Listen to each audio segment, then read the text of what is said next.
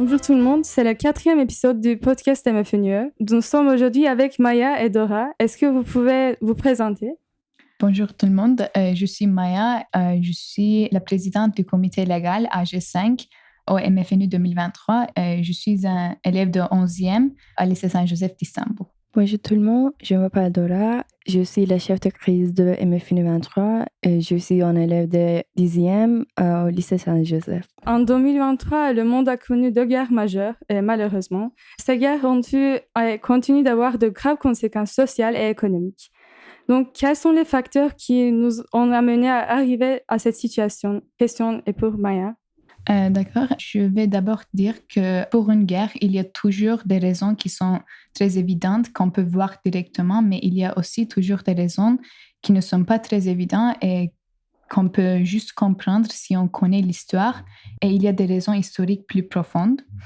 Pour les guerres qu'on a vues les 2 années dernières, il y a des raisons comme, par exemple, l'adhésion de l'Ukraine à l'OTAN. C'est une raison plus évidente. Et aussi, il y a l'idéologie coloniale de Poutine. Et après, on peut aussi ajouter, par exemple, le manque de respect pour le droit international, sur qu'on va parler dans la question prochaine.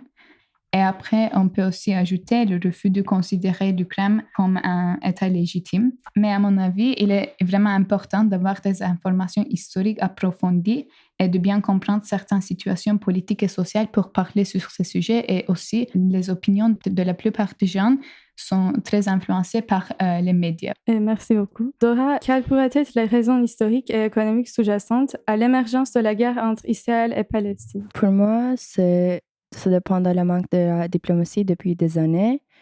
Quand on parle de le contexte historique, ça commence avec la partition de l'Empire ottoman entre la France et le Royaume-Uni. La région de Palestine est entrée sous l'occupation dans le mandat du Royaume-Uni. Et entre ces décisions, la déclaration de Balfour est le premier événement qui a déclaré l'importance d'établir un État en Palestine pour les Juifs. Pendant jusqu'au la Deuxième Guerre mondiale, les immigrations des Juifs à Palestine supportées et encouragées par le Royaume-Uni et par les accords comme l'accord de Havara entre l'Allemagne nazie et les sionistes juifs. L'État d'Israël est établi par les Nations unies après la terminaison du mandat britannique. Mais il y a aussi un autre gouvernement qui s'appelle le gouvernement de toute Palestine, formé par l'Égypte. La guerre froide avait déjà commencé et pendant cette duration, 4 grandes guerres réalisées entre Israël et les pays arabes. Premièrement, était comme réponse à l'établissement de l'État d'Israël pour empêcher l'immigration des Juifs. Et le deuxième est devenu une guerre internationale qui s'appelle aussi la crise de Suez, avec l'interférence de la France et du Royaume-Uni. Le troisième est le plus significatif événement qui a effectué le conflit de nos jours. C'est la guerre de 6 ans. À la fin de cette guerre, l'Israël a triplé son territoire en annexant le territoire d'Égypte aux péninsules de Sinaï, le plateau de Golan de Syrie et le Cisjordanie de Transjordanie. Pour résoudre ce problème, les Nations unies ont passé une résolution qui s'appelle Résolution 242, mais ce n'était pas effectif pour résoudre ce problème. Et le quatrième était pour regagner le territoire perdu. Et une armistice et un traité de paix est signé entre l'Israël et l'Égypte pour conclure ce conflit. Et l'Égypte est devenue le premier pays arabe pour reconnaître l'Israël comme un État. Après cette période où les relations sont maintenues, en 1987, une période qui s'appelle Première Intifada a commencé. C'est conclu avec le traité d'Oslo. Les relations sont maintenues pour presque 10 ans. Et en 2002, le deuxième Intifada a commencé avec des révoltes, des attaques de bombes humaines qui ciblaient les civils. Pour résoudre ce problème, l'Israël a commencé à construire une barrière pour restreindre les attaques. Pendant ces 10 ans, il y a aussi les disturbances intérieures au Palestine. Les deux partis, Hamas et Fatah, ont battu pour le pouvoir. En 2011, Palestine a été devenue un candidat de membre pour les Nations Unies.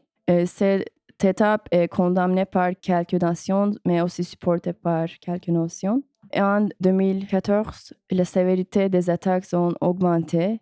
Et avec l'élection de Netanyahou en 2022, le nombre de morts sont augmenté et c'est le plus élevé nombre depuis 2000 ans.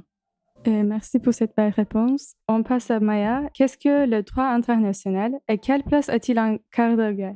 Comme suggère le nom, le droit international est le droit entre les différents pays. Et il y a deux types de droit international. Il y a le droit international public et privé. Le droit international public signifie les règles entre les pays et pas les individus. Mais le droit international privé sont les règles et le droit entre les individus qui viennent des différents pays. Ce droit, bien évidemment, ne change pas d'un pays à l'autre. Et en cas de guerre, le droit national, bien évidemment, n'est pas valable pour toutes les parties impliquées. Alors, on a besoin de droit international pour régler les guerres. Par exemple, le droit international règle les armes et il est aussi responsable d'interdire l'utilisation de certaines armes. Le but général du droit international est de trouver une balance entre les objectifs militaires et aussi les causes de guerre et aussi la réduction de la souffrance ainsi que le maintien du bien-être humain. Merci. Comment les conflits armés affectent-ils les droits fondamentaux des civils pris au milieu de la guerre? Ça affecte le droit à la vie comme la nutrition et le logement à cause de la destruction des ressources et les logements de vie.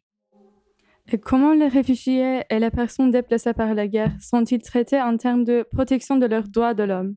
Bien qu'il existe de nombreuses lois visant à assurer le bien-être des réfugiés, comme la plupart des problèmes dans notre monde actuel, malheureusement, l'application de ces lois est sujette à caution. Par exemple, des enfants sont laissés sans éducation parce qu'il y a des lois qui assurent l'éducation du réfugié qui sont des enfants, mais ces systèmes d'éducation pour les réfugiés sont toujours ou sont souvent sous-financés et surchargés. Et aussi, j'avais entendu quelque part qu'ils peuvent être jusqu'à 100 élèves par professeur. Oui, l'application de ces lois doit être plus stricte, je pense.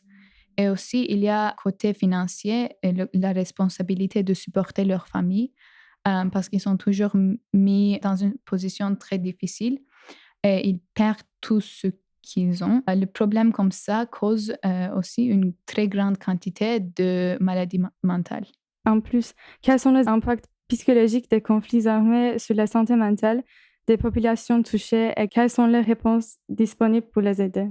La santé mentale des réfugiés et des immigrés qui sont affectés par la guerre sont détruites, ils sont traumatisés. Les réfugiés ont vécu des problèmes à s'intégrer à leur pays, mais les organisations non gouvernementales travaillent pour résoudre ces problèmes. On vient à notre dernière question. Comment les organisations internationales et les ONG travaillent-elles pour surveiller, promouvoir le respect des droits de l'homme pendant les conflits armés? Et quelles mesures ont-elles été prises et doivent être prises? L'UNHCR est l'Agence des Nations Unies pour les réfugiés et la Convention de 1951 sur les réfugiés et son protocole de 1967 sont les documents les plus importants pour les droits des réfugiés. Et ces documents expliquent les droits principaux des réfugiés, comme par exemple le droit au logement ou bien le droit au travail et à l'éducation. À mon avis, les réfugiés ont besoin de ressources parce qu'ils perdent tout ce qu'ils ont et plus ils sont incapables de remettre, plus ils perdent ce qu'ils ont, plus ils sont incapables de remettre de l'ordre dans leur vie. Et je pense que c'est le problème de base des autres problèmes qu'on peut voir dans les sociétés reliés aux réfugiés. Et chers auditeurs, c'est la fin du 4e épisode. Et merci pour votre belle réponse et à prochain épisode.